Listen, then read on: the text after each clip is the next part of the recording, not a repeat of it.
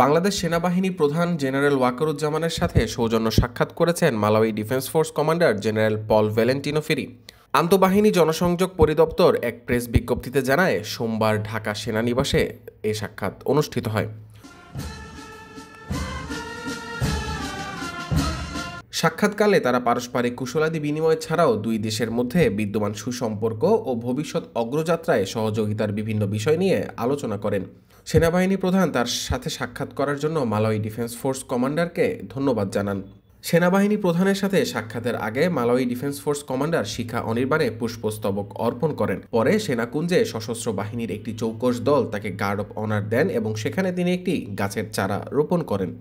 রোববার Malawi defence force commander 5 দিনের সরকারি সফরে বাংলাদেশে আগমন করেন। তার এই সফরকালে তিনি national defence college, defence services command and staff college, Bangladesh institute of piece support operation training, Cox's Bazar area এবং FDMN ক্যাম্প সহ বাংলাদেশ সেনাবাহিনীর কয়েকটি স্থাপনা পরিদর্শন করবেন বলে জানা যায়।